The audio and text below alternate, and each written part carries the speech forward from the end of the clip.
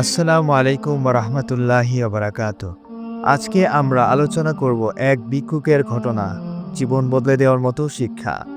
এই ব্যস্ত শহরের রাস্তায় প্রতিদিন আমরা কত মানুষ দেখি, কেউ দৌড়াচ্ছে, কেউ ব্যস্ত, কেউ ফোনে কথা বলছে।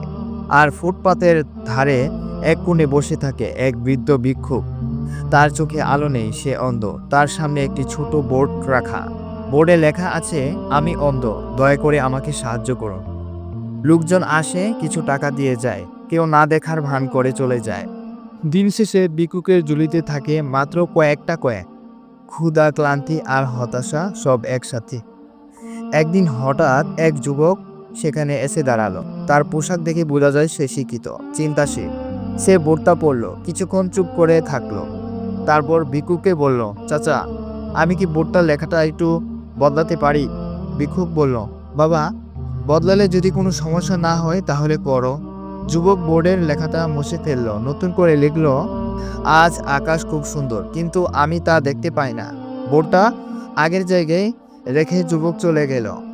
এরপর যা হলো তা ছিল অবিশ্বাস্য। মানুষ থামতে লাগলো, বোর্ডটা পড়ল, কেউ দীর্ঘশ্বাস ফেলল, কেউ চোখ মুছল। আগের চেয়ে অনেক বেশি মানুষ টাকা দিতে লাগলো। কেউ কয়েন দিল, কেউ নোট দিল। দিন শেষে ভিক্ষুকের ঝুলি ভরে গেল।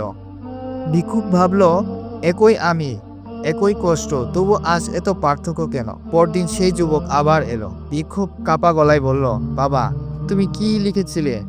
আমার ভাগ্যটাই বদলে গেল। যুবক মৃদু হেসে বলল, চাচা, আমি মিথ্যা কিছু লিখিনি, আমি শুধু সত্যটাকে একটু ভিন্নভাবে বলেছি।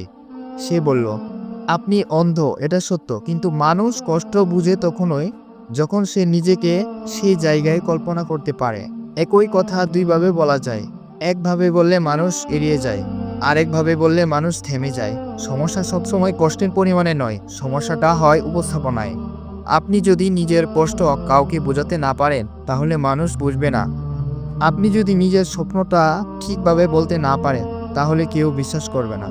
এই ভিক্ষুক আমাদের শেখায়, কথা বলা, ভাষা মানুষের মন বদলায়, ছোট পরিবর্তন বড় ফল আনে।